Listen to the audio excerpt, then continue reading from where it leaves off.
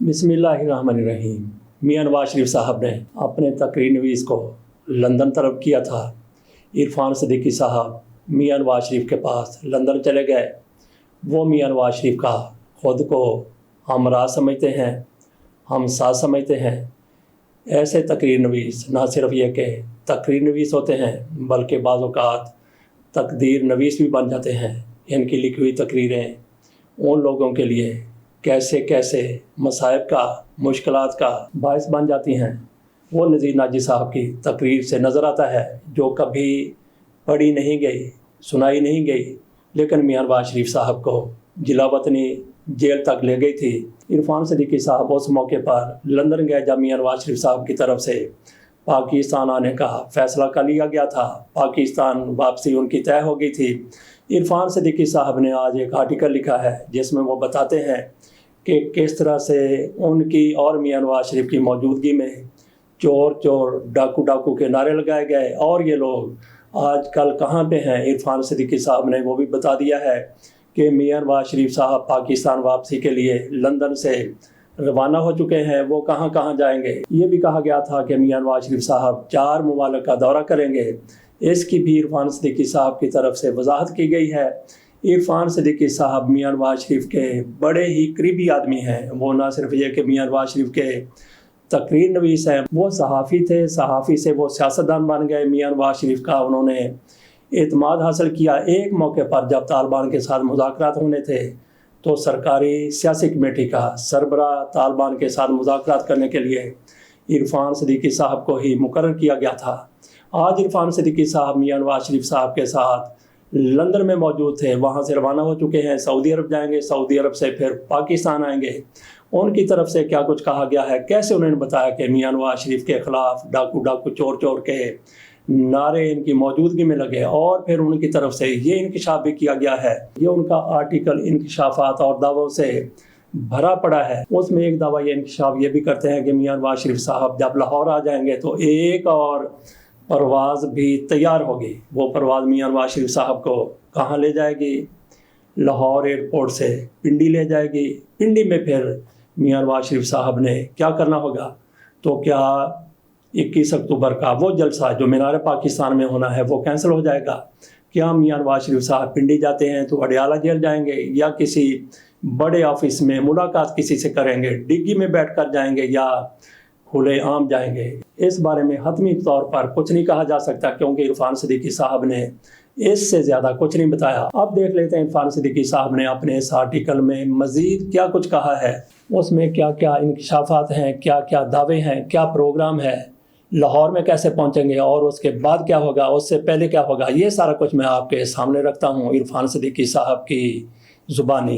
2 अक्टूबर की दोपहर में हैथरो के हवाई अड्डे से बाहर निकला तो लंदन अपने रवायती मौसम की रोमानवी कबा ओढ़े दिल नवाज़ खुनकी में लिपटा हुआ था। आसमान गहरे सुरमई बादलों से ढका था। हल्की बारिश से सुर्ख ईंटों, सफ़ेद खिड़कियों वाले धुले धुलाए घरों के अंग अंग से लंदन फूट रहा था। उसी सरे शाम एक रेस्तरां में काफ़ी की मेज़ पर मियां नवाज शरीफ से मुलाकात हुई। उस मुलाकात में कोई तीसरा नहीं था। 100 घंटा भर की नशिस्त में बहुत से इश्कालात दूर हो गए, बहुत सी गिरें खुल गईं। एक बात हतमीपन के साथ सामने आई, मनफी या मुस्बत पहलुओं की जायजा तराशी का वक्त तमाम हुआ। फैसला हतमी है कि नवाज शरीफ 21 अक्टूबर की शाम पाकिस्तान आ रहे हैं। उन्होंने मुझे अपने प्रोग्राम की तफसीलात से आगाह किया और बताया कि तमाम मुतल्लिका मामलात को देखने के बाद ये फैसला किया गया है। 21 अक्टूबर को अपनी आमद के बारे में मियाँ साहब ने मुझसे राजदारी का अहद लेते हुए कोई 1 महीना पहले ही बता दिया था, लेकिन मैंने उसे राज़ी रखा। इरफान सिद्दीकी साहब मज़ीद कहते हैं कि तय पाया कि हम सुबह 8 बजे मिला करेंगे ताकि 11 बजे तक यकसुई से बातचीत हो सके।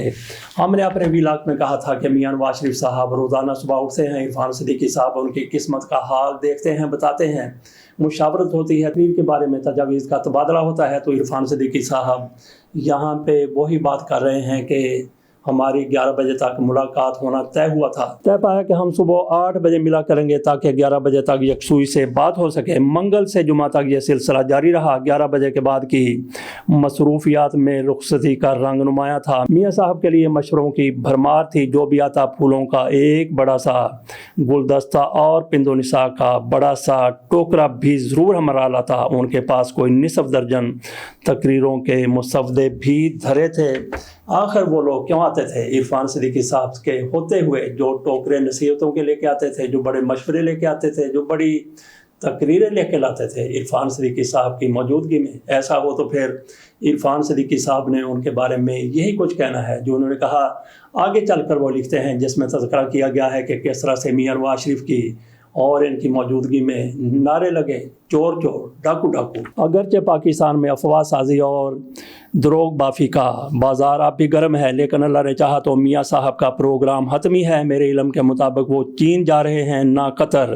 عمرہ کے لیے سعودی عرب جاتے ہوئے دوحہ کے ہوائی اڈے پر پرواز بدلنے کے لیے مختصر قیام ہو سکتا ہے۔ عمرہ کے بعد وہ کچھ دن مدینہ منورہ میں گزاریں گے۔ وطن واپسی سے 2 دن قبل متحدہ عرب امارات آنے اور 21 اکتوبر کی شام لاہور کے علامہ اقبال ایئرپورٹ پر اترنے کا پروگرام طے ہے۔ 21 اکتوبر کو ہی ایک اور چھوٹی سی پرواز کا پیوند بھی لگ سکتا ہے۔ عرفان صدیقی صاحب کہتے ہیں کہ ایک پیوند بھی لگ سکتا ہے۔ لاہور ایئرپورٹ سے کوئی پرواز آگے کے لیے بھی اڑ سکتی ہے۔ کہاں جائیں گے؟ جس کا ہم نے تذکرہ کر دیا کہ میاں نواز شریف صاحب پنڈی جا سکتے ہیں، کیا کرنے جا سکتے ہیں، تو پھر 21 اکتوبر کے جلسے کا کیا بنے گا؟ اس بارے میں عرفان صدیقی صاحب کی تاریخ خاموش ہے۔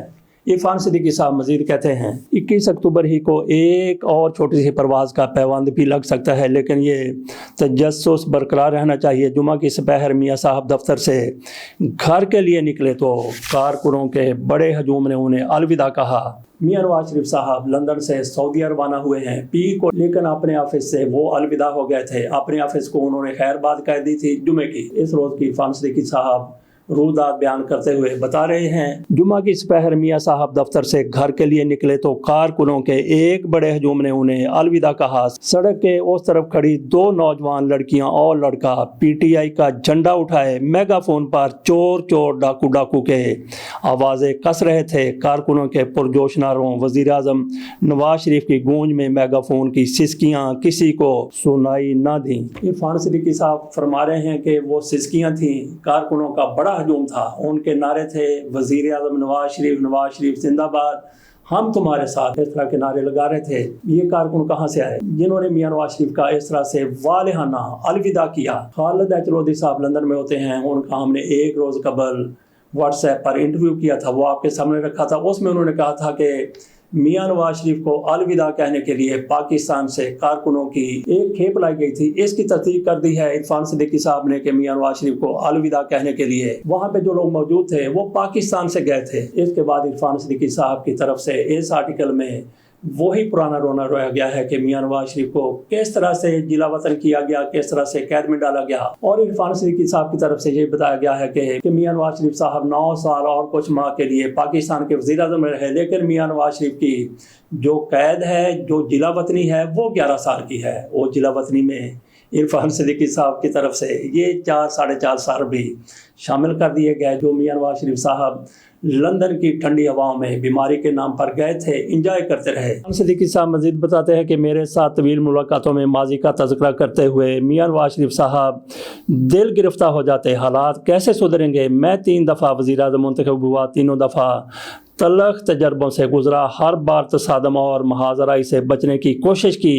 اپنی طبیعت کے برعکس بہت سی باتیں مان لی کہ نظام چلتا رہے اور ملک کی تعمیر و ترقی کا سلسلہ نہ ٹوٹے، لیکن ہر بار میں ہار گیا۔ اصل میں ہر بار پاکستان ہار گیا۔ اپنی ذات اور اپنے خاندان سے ہونے والی ناانصافی اور ظلم کا معاملہ اللہ پر چھوڑ دیا ہے، لیکن پروجیکٹ 2017 سے پاکستان اور کروڑوں عوام پر جو گزری اور جو گزر رہی ہے اس کا حساب کون دے گا؟ میاں نواز شریف صاحب یہ دکھڑا رو رہے ہیں عرفان صدیقی صاحب کے سامنے اور کہہ رہے ہیں کہ میں نے اپنی پوری سی کوشش کی کہ معاملہ صحیح طریقے سے چلتے رہیں، مفاہمت کی کوشش کی۔ میاں نواز شریف صاحب یہ کہہ رہے ہیں، کل کا بیانیہ آپ نے سنا تھا، میاں نواز شریف صاحب کی طرف سے کہا گیا کہ جرنیلوں کا حساب دینا پڑے گا، ججوں کو حساب دینا پڑے گا، اب مٹی پاؤ والی پالیسی نہیں چلے گی، نہیں چلے گی، نہیں چلے گی۔